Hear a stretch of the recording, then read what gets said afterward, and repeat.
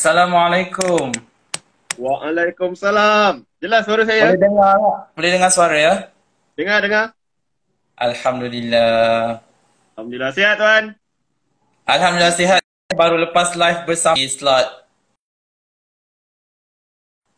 pagi tanya sama hati tadi. Alhamdulillah. Sihat. Macam mana Hmm. Tuan Amir sihat? Alhamdulillah sihat. So tadi kata jadi bidan terjun. Itulah tiba-tiba jadi moderator jemputan. Berdebar lah juga sebab ada Ustaz Alif, Ustaz Afiq pun denur kan. Tapi Alhamdulillah dapat Ah. dikawal dengan sebaiknya. Okey, okey, okey. So insyaAllah minggu ni kita akan sembang untuk minggu yang ketiga. Bersama Tuan Haji Rafi. Buku Clear. Ya. Clear orang cakap kan. Mhm. Jadi dalam ni tajuk yang ditulis oleh beliau, Tekad Seorang Mhm. Hamba. So Betul. insyaAllah kita akan sembang pasal kisah Tekad Seorang Hamba dalam buku Clear, kompilasi tahun 2018. Lama juga buku ni ya. Mhm. Ah, 2018 buku clear. Konten yang sangat baik tetapi masyarakat lebih suka pelan-pelan kayuh. Saya pun tidak pasti kenapa. tak apa. Ah, Pagi ni kita buat diorang suka pada Clear insyaAllah. So ya kita nak insyaAllah. sembang pasal Clear ni, macam mana boleh terhasil buku Clear. Kita refresh balik. Kita bagi tahu kita punya penonton. Bismillah tuan. Okey, Assalamualaikum semua. Alhamdulillah. Allahumma salli Muhammad wa ala ali Muhammad. Buku clear ni dalam satu pesta buku tak salah saya. Kemudian ada satu pertemuan ad hoc di sebuah hotel yang mana Bondeno panggil siapa nak sertai ataupun nak berkongsi tentang satu kisah ni, tentang kisah, tapi dia tak cakap lagi Bondeno nak share tentang apa kan. Tapi dia ajak berkumpul di satu tempat, hotel apa saya terlupa, di sebuah hotel di Kuala Lumpur. Dan saya pada ketika itu hati saya tergerak. Ni peluang yang baik untuk saya share. Saya travel jauh ni. Dari mana saya travel dari Seremban tak salah saya masa tu. Saya cakap, nak tak nak saya kena pergi. Nak tak nak saya kena cuba untuk bersama penulis-penulis ini. Saya bawa mak ayah saya pergi hotel tersebut. Dan dikumpulkan, tiba-tiba Bondeno umumkan kita nak buat satu sequel kepada Blur. Blur saya tak sertai. Saya tak kenal Bondeno lagi. Daripada blur nak jadikan clear. Itulah maksudnya clear ni. Tapi clear ni tentang apa? Clear ni tentang apabila kita dah blur tadi, kita dah tahu hala tuju kita dan kita nak clear kan tentang apa yang kita nak capai. Itulah konten utama pengisian buku clear ni. Jadi semua penulis, Dr. Hamizi, Cik Kumar, Bondeno, Ustazah Rohamia, Puan siapa lagi? Umu Nurin, Puan dan yang lain-lain bergabunglah untuk hasilkan satu buku yang saya kira konten buku ni memang superb lah, memang superb, seriously superb. Tapi mungkin ramai takut nak beli agaknya buku ni. Saya pun tidak pasti kenapa. Mungkin ada tak kurang promosi daripada kami sendiri. Tapi tuan-tuan perempuan, buku clear ni konten dia, ya Allah subhanallah, cukup menggambarkan kisah-kisah inspirasi daripada ramai penulis di seluruh Malaysia ni, Tuan Amir. Okay. Itu secara ringkas je permulaan macam mana Clear terhasil. Saya nak baca lah dia punya, orang cakap blurb dekat belakang buku ni. Dekat Goodreads, saya suka refer pada Goodreads untuk buku-buku yang dah di-review. Kalau kita gambarkan pelangi sebagai kebahagiaan, maka kita kena faham satu perkara. Kebahagiaan memerlukan waktu suka dan duka. Kebahagiaan tidak boleh hadir dengan waktu yang kita anggap senang dan gembira saja. Ia memerlukan waktu susah, waktu duka, waktu marah dan waktu mengalirkan air mata. Benar. Kedua-dua elemen yang sangat kontra antara satu sama lain sebenarnya saling memerlukan. Rintik air dan cahaya matahari membentuk pelangi. Suka dan duka itulah juga sebenarnya membentuk kebahagiaan kita. Kisah-kisah pelangi selepas hujan, tu dia. Apa yang ada dalam buku Blur ni. Inilah yang cuba diketekankan menerusi antologi Clear tentang kebahagiaan yang hanya mampu dirasai oleh orang yang telah teruji. Itu dia punya ayat. Orang dapat rasa betul-betul bahagia ni orang yang diuji lah. So kita nak tahu ujian Tuan Haji Rafi dikongsikan dalam ni. Tekad seorang hamba. Saya bagi hint lah. Oh. EKAK, pekak. So saya pun bila refresh balik, tengok normal je. So kita nak tahu perjalanan kita daripada Baik. 14 tahun, 10 tahun, budak form 2, budak kecil lagi. Kesian dia. Bismillah. Ya. Tekad seorang hamba mengisahkan seorang lelaki iaitu saya. Yang ini adalah kisah benar ya. Yang mana apabila saya berada di asrama, saya nak telefon. Saya angkat telefon tu, telefon ni rosak kot. Saya angkat sebelah kiri. Rosak kot. Saya letaklah balik. Tiba-tiba saya nampak ada kawan saya pula telefon. Kenapa dia boleh telefon macam biasa je kan? Lepas tu kemudian lepas dia selesai tu saya angkat balik. Tak dengar. Why not aku cuba angkat telefon sebelah kanan. Bila saya angkat sebelah kanan, Tuan Amir dan penonton sekalian, tiba-tiba saya dengar bunyi dari telefon tersebut. Jadi saya masa tu memang sangat terkejut lah Tuan Amir. Apa masalahnya? Kenapa? Saya ulang kali banyak kali. Saya tak dengar sebelah kiri.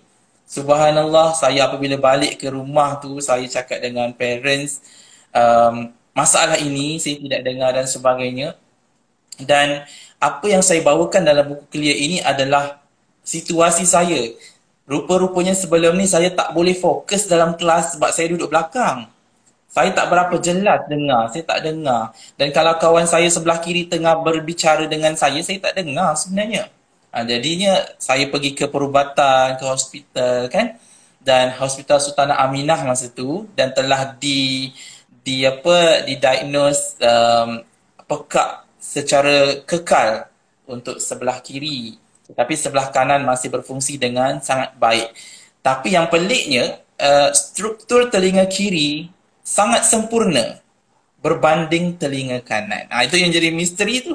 Itu yang jadi misteri. Okay? Dan kenapa tekad seorang hamba ni saya nak bawakan kepada kehidupan seorang pelajar sehingga saya berjaya.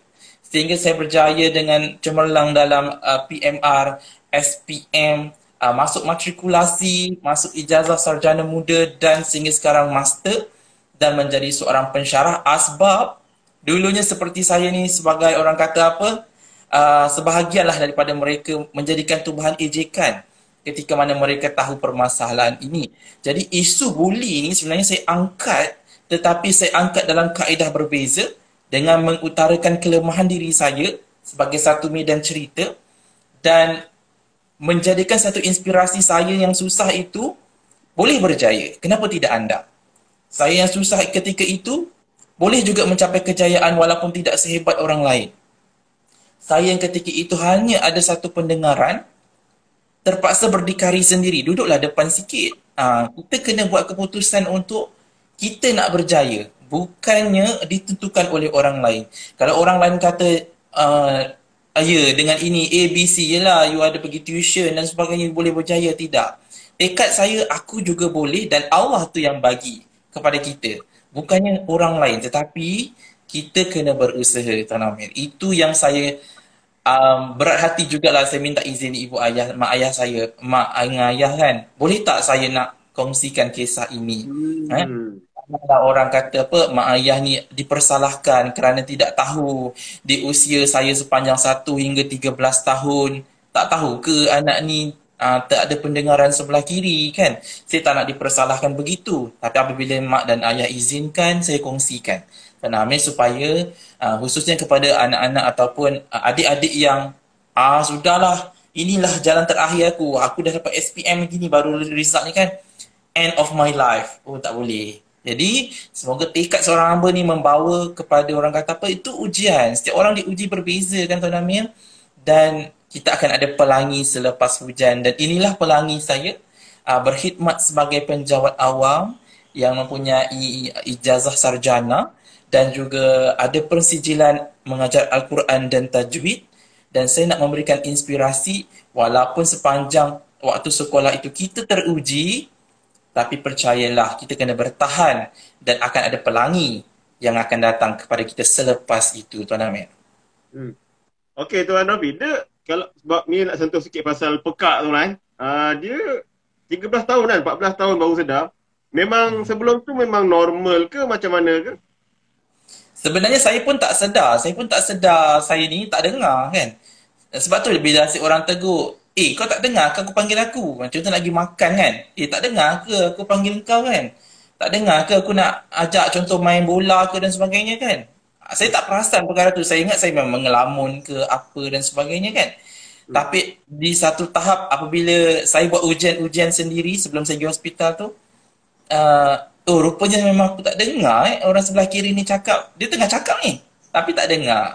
Jadi ketika itu saya baru tersedar dengan sendiri bahawanya saya seperti biasa tetapi rupanya bukan seperti orang biasa dan ada masalah pendengaran. Namun begitu Tuan Amir, saya tidak mendaftar dengan JKM, Jabatan Kebajikan Masyarakat untuk OKU dan sebagainya sebab saya pun masa tu tak tahu prosedur sedemikian dan saya pun tak tahu sekarang ni boleh daftar ke apa ke, wallahu a'lam bisawab. Kalau ikut apa punca doktor bagi tahu? Kalau tahu, kalau ingat lah. Doktor menyatakan seperti demam panas tapi saya pun tak pasti sebab saya dulu memang aktif sukan, segala apa nama sukan tu saya masuk lah. Apa saja sukan yang ada tu saya masuk dan mungkin biasalah atlet balapan, atlet-atlet yang turun padang kan, memang panas terik pun kita langgar je, hujan panas dan sebagainya.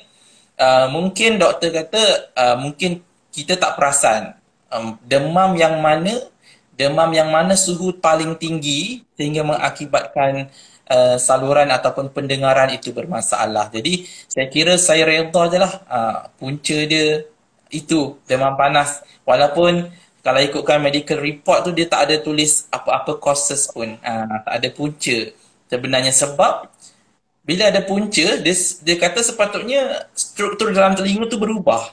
Struktur dalam telinga tu ada perubahan lah. Tetapi dia kata tidak. Jadi saya anggap misteri lah.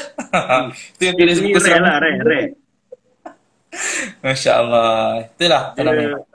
Apa orang cakap rare punya case lah. 1/1000 lah. Tapi kira memang sampai sekarang Tuan Rafi tak dengar belah kiri lah ni? Betul. Sehingga ketika ini saya memang tak dengar langsung. Bukan sikit tak dengar langsung sebelah kiri. Jadi sebab itulah Tuan Amir, bila nampak pelajar-pelajar OKU cacat pendengaran di Politeknik saya, Politeknik Ibrahim Sultan dan beberapa politeknik lain, saya sangat sampai terfikir, mungkin satu hari nanti aku akan begini. Sebab itulah saya boleh berbahasa isyarat sedikit demi sedikit kan. Assalamualaikum, waalaikumsalam, duduk di mana, nama siapa kan. Bolehlah sedikit-sedikit. Sebenarnya saya belajar itu ada tujuan sebagai persediaan. Sebab in case satu hari nanti satu lagi ni tidak dengar, bermakna saya dah tidak ada apa-apa lagi untuk didengari. Dan ketika ini juga, ketika mana kita ada ruang untuk berdakwah, menulis dan sebagainya, pulun habis-habis ketika sihat. Betul orang kata, tekad lah, kita tekad. Sebelum apa-apa terjadi, aku mesti mewujudkan kejayaan. Sampai satu tahap yang mana orang kata, rupanya aku ada kekurangan tapi aku boleh berjaya, Tuan Amir. Jadi macam bila Tuan Rafi cakap sampai sekarang Tuan Rafi pun masih tak dengar.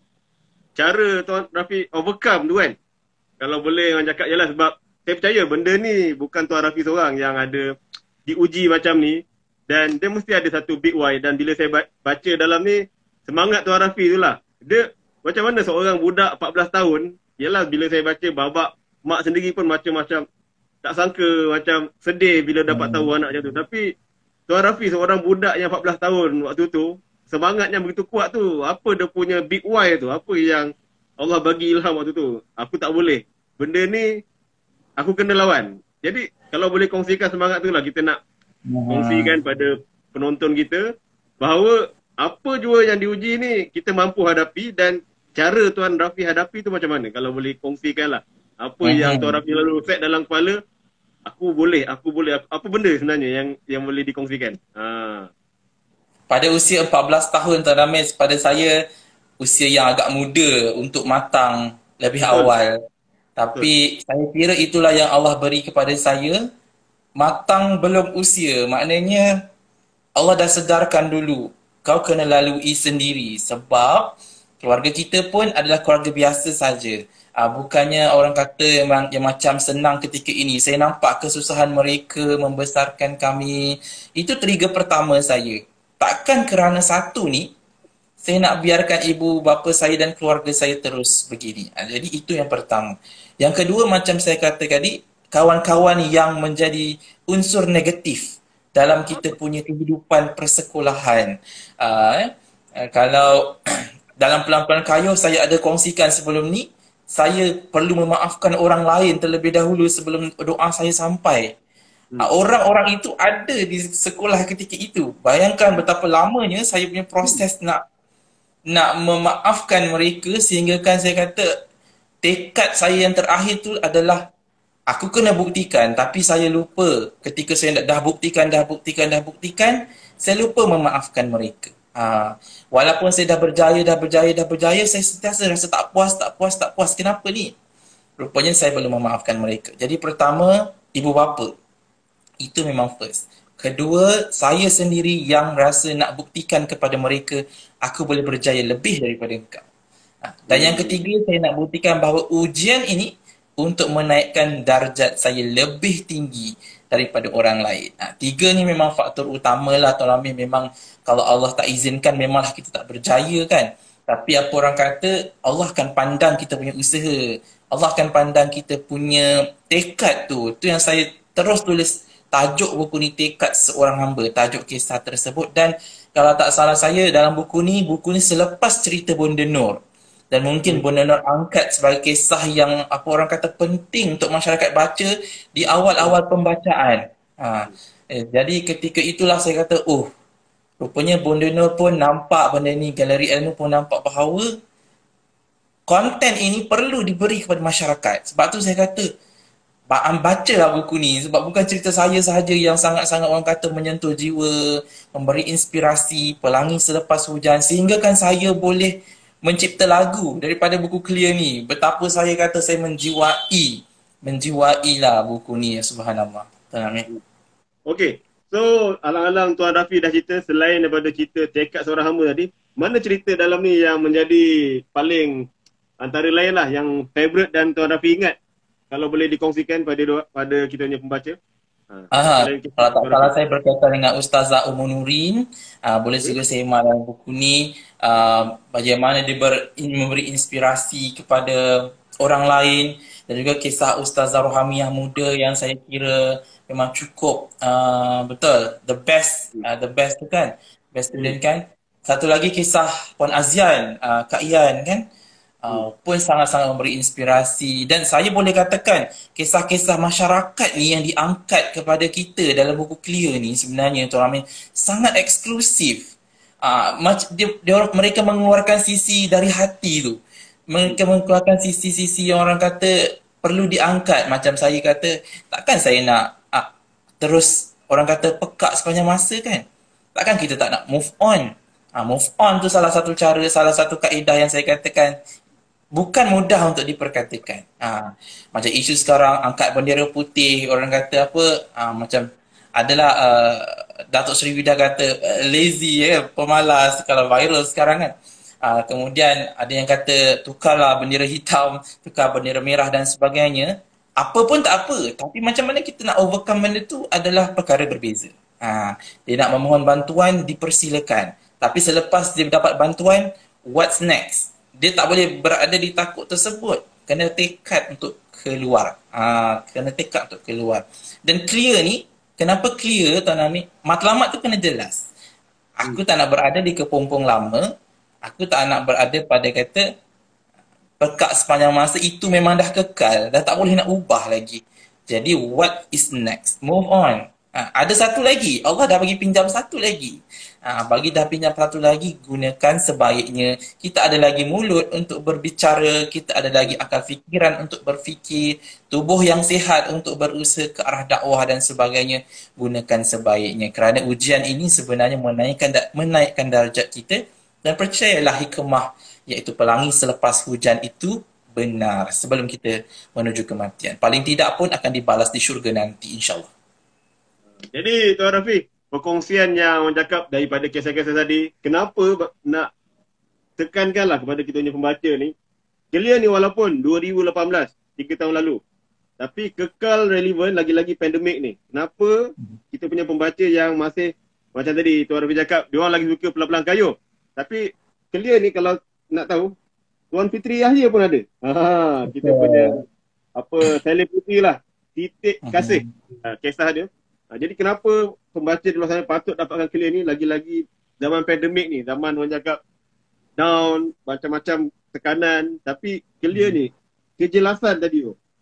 Penting untuk zaman-zaman sekarang ni, orang cakap diuji dan kita perlu jelas apa next yang Tuan Rafi cakap ni. So kenapa kan buku clear ni? Pada saya dalam pandemik kita, dalam PKP kita memang betul lah ramai teruji. Kalau yang kaya mungkin teruji dengan hutang-hutang dia yang banyak. Kalau yang kurang berpendapatan teruji dengan bagaimana nak survive. Saya kira dalam pandemik ini waktu terbaik adalah untuk merancang. Merancang dalam pada masa yang sama kita buat usaha juga dalam tempoh tersebut. Clearkan vision kita sebab kita anggaplah PKP ini tidak berakhir. So what's next? Apa yang kita perlu buat? Dan dalam buku clear dapat memberikan gambaran dan inspirasi bagaimana mereka bangkit. Bagaimana mereka mencipta ujian sebagai satu batu loncatan untuk menjadi lebih baik. Itu sebenarnya sangat-sangat indah lah buku clear ni. Menjentik hati kita supaya, rupanya sekarang ni aku sudah berputus asa. Why not aku refresh, mulakan semula dengan apa kehidupan yang sedang berlaku, sebab apa yang berlaku di dunia ni pun Allah dah tetapkan. Dan sebelum kita meninggal dunia pun, kita kena buat perancangan kita untuk mati. Begitu juga dengan kita punya kehidupan, rancang untuk menjadi lebih baik. Pandemik sangat sesuai baca buku clear sebab kita akan sedar, aku kena bertindak sekarang. Sebab kalau aku tidak bertindak sekarang, kejayaan akan datang, tidak akan datang sama sekali. Okey. So, orang cakap bila sebut apa merancang tu, kami pun kalau mungkin Tuan Rafi perasan jugalah. Kami ada perancangan untuk sesi K-Sina 2.0. Buku kewangan kami lah. Yang mana kita tahu dengan bantuan-bantuan yang diberi kerajaan, dengan apa Sina, Citra dan macam-macam lagi moratorium. Jadi kami di pihak orang cakap yang menerbitkan buku agama, motivasi dan juga kewangan, kami ada rancang lah untuk membantu tuan-puan yang di luar sana yang mungkin waktu ni the best way selain dapat buku motivasi untuk dapatkan ilmu kewangan. Kita buka harga murah saja untuk yuran RM19 Tuan Rafi. Tahun lepas RM20. RM15 bersama dengan 4 orang panel kewangan, penulis kami juga. Dan program satu hari 28 Ogos, tapi itu untuk 500 terawal. Jadi segera boleh daftar, klik dekat link kami. Dan kita nak patah balik buku clear ni, macam mana nak dapatkan ni? Tuan Rafi jual juga ke macam mana?